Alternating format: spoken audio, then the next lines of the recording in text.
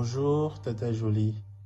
Il y a une sœur qui m'intéresse à l'église, sauf que personne ne peut témoigner d'elle. Que faire? Question pertinente. Comment faire lorsqu'une fille m'intéresse et que visiblement personne ne peut témoigner d'elle ou que personne est de bonne foi au fait pour témoigner d'elle ou pour la recommander? C'est une question à deux tranchants. C'est vrai que quand on rentre dans la relation, c'est vraiment important d'être recommandé. Tu ne peux pas aller ramasser quelqu'un comme ça.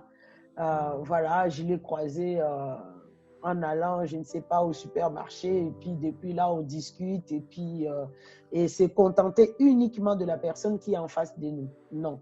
C'est important que les gens qui l'ont connu avant puissent, en tout cas, témoigner de la personne ou que tu puisses connaître la personne au travers d'autres personnes qui l'ont connue avant toi, en fait. C'est ça la recommandation. Le milieu le plus important qui connaisse mieux la personne, c'est famille ou amis, en fait.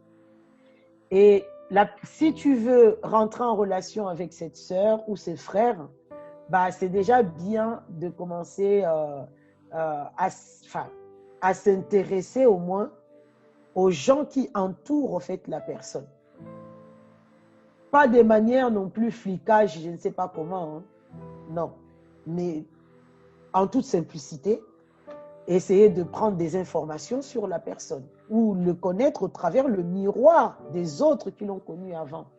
Là où il est libre dans la relation, les amis, hein, c'est là où la personne est vraiment lui-même, c'est dans le cercle de ses amis.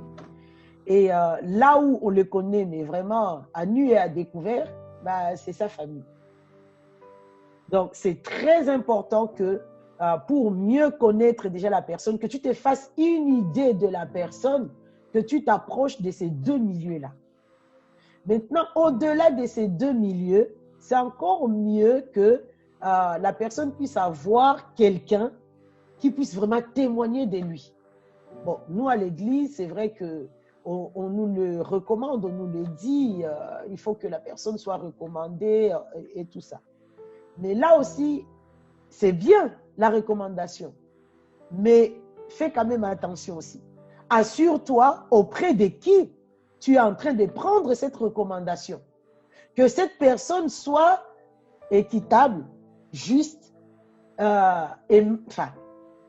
aimable. Bon, on va dire équitable et juste.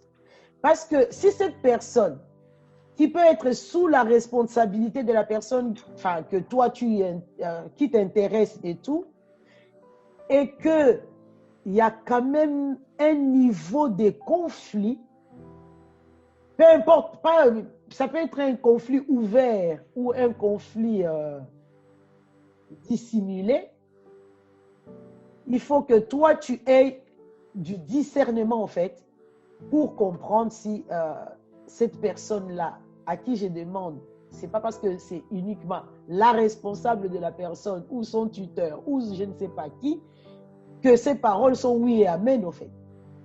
Il faut absolument que tu aies du bon sens, du jugement, un sens de justice quand même, pour savoir que cette personne dit vrai ou il y a un conflit d'intérêt quelque part.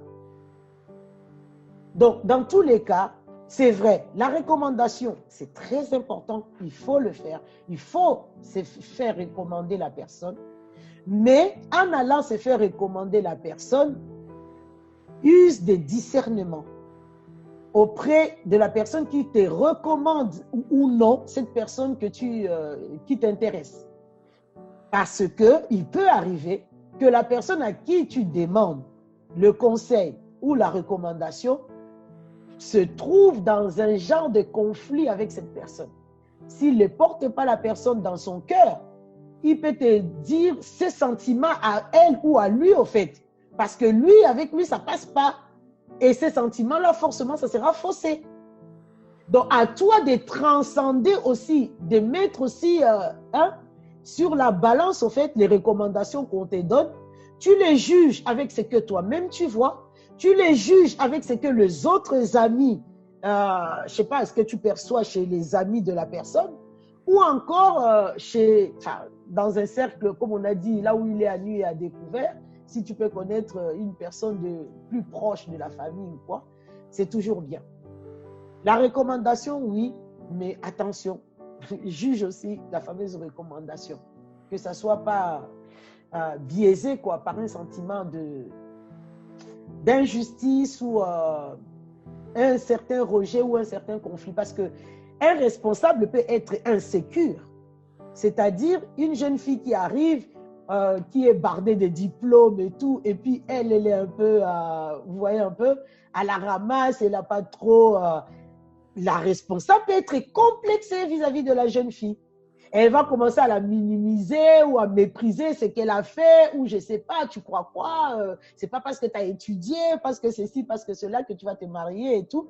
Donc, du coup, quand la recommandation va venir, ah bah attends-toi que la recommandation soit bloquée. Donc, à toi qui t'intéresse à la personne, use des discernements pour te dire, est-ce que c'est que la personne me dit de la personne que moi, je veux avoir, est-ce que c'est juste?